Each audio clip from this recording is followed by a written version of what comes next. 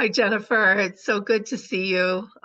It's been such a gift and such a pleasure to be connected with you over these past several years with the Guild and the Guild and the Apprenticeship Program.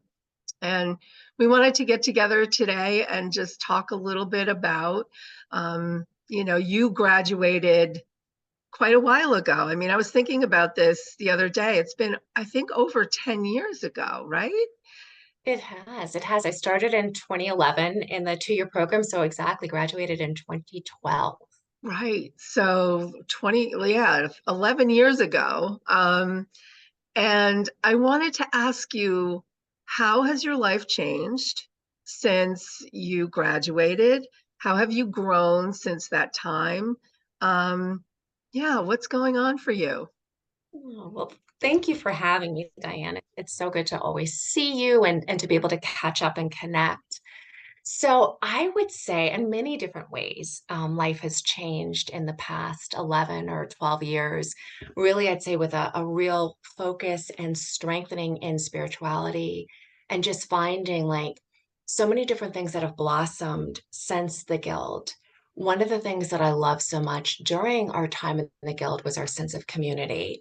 We just, had such a close relationship with one another and with you. And it just was, I think, a beautiful foundation that's continued to grow and to blossom and to strengthen in my life personally and just sort of in the way of looking at the world. I would also say, which, I know that you know, and of course the class knows, but in becoming a mother also, I got married that very first year at the Guild 2011, and I have since then had a daughter who is now 8 years old.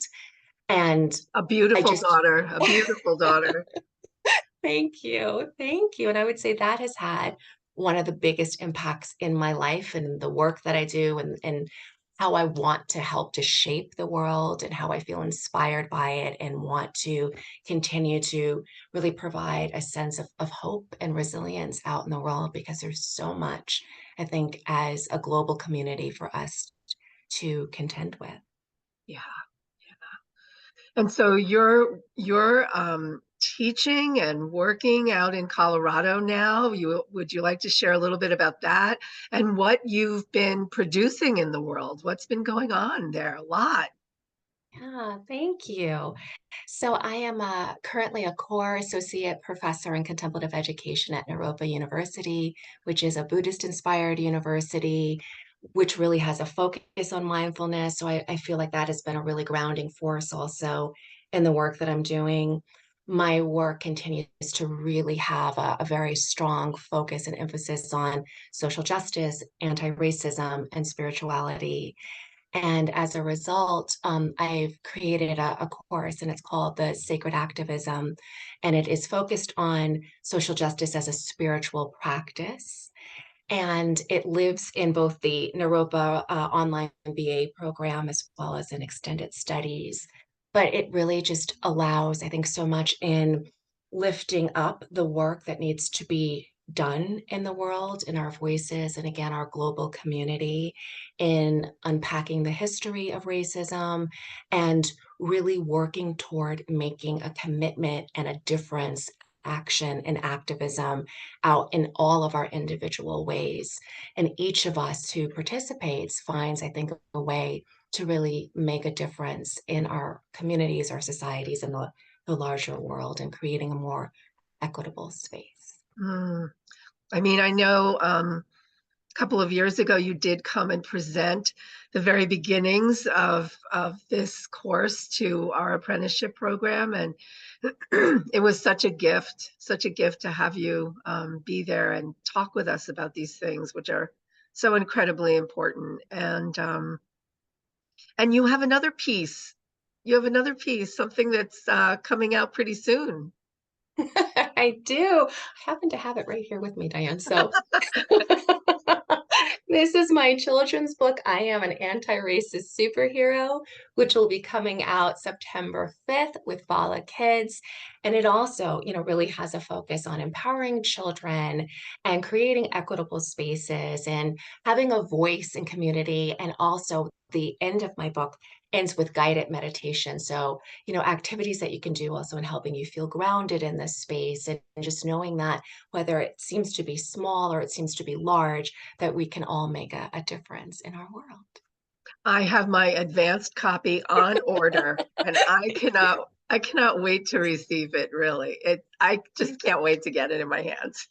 Thank you. I'm so excited for you. I appreciate it. So, over the past couple of years, you have been both a mentor for our apprentices in the Guilds program, and you presented, as I mentioned before, and this time for this cohort that we're now moving through, you are a spiritual guide for one of our folks.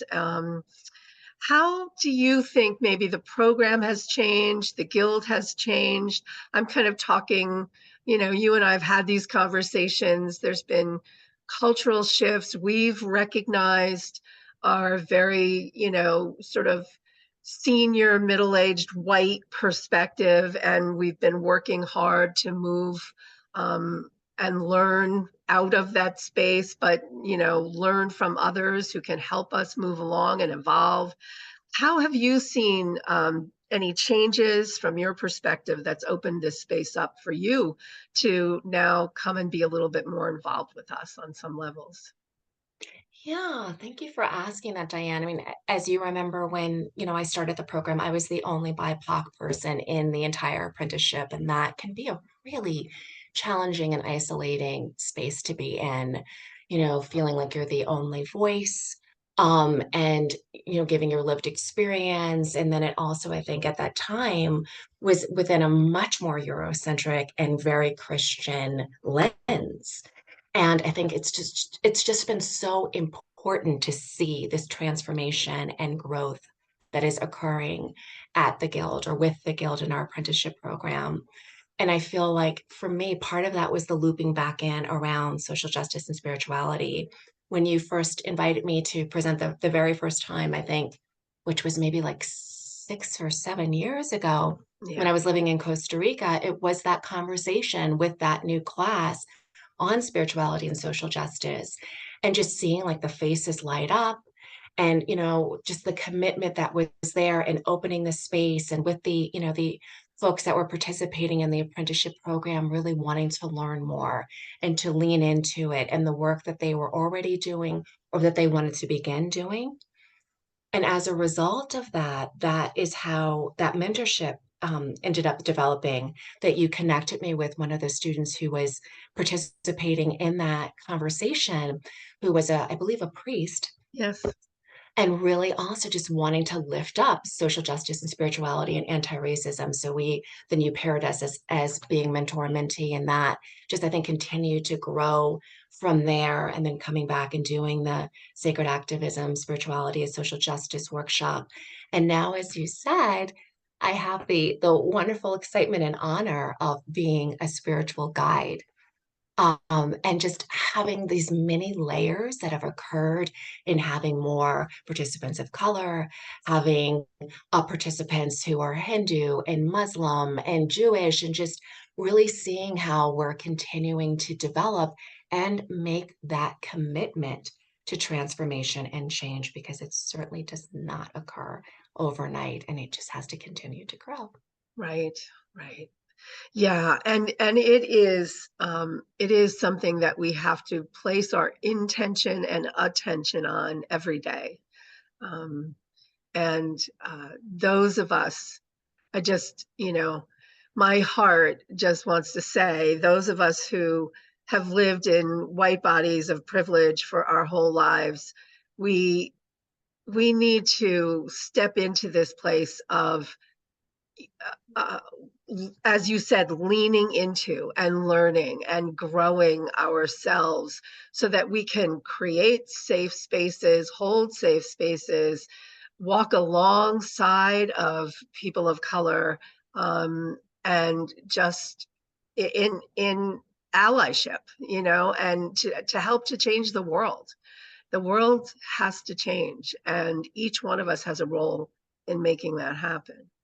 Um, so I'm just thrilled that you're involved with us, that that you and I talk frequently, that we're in conversation, that you're part of the influence of how things are moving forward with the Guild. And I look forward to more conversations and many more ideas that you might offer to us on our evolutionary journey.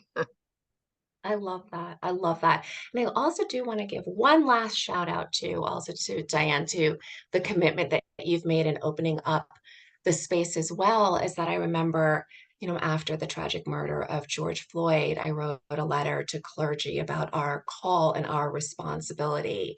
And sometimes I think that in like these our spaces, our spiritual spaces, there's a feeling of like, okay, well, that's political. We don't touch that, which might occur, but that was not at all what happened.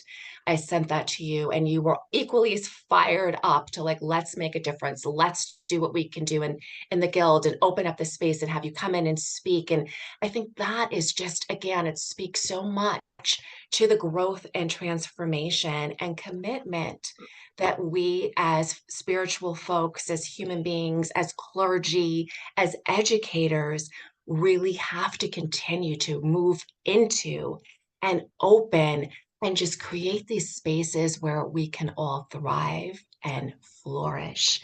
That's part of our responsibility as children of God in whatever name we choose to use, or the many names that we may use. God, Allah, Ma, those many, many names, and the way that it shows up in our presence and our beings. Yeah. And my name, love. Yeah.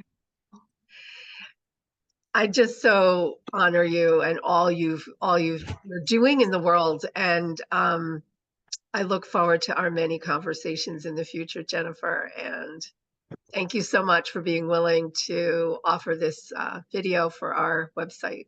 Thank you. Thank Thank you. you, Thank you. Diane. Wonderful to see you. Okay, take care. All right. See you soon. Bye. Bye.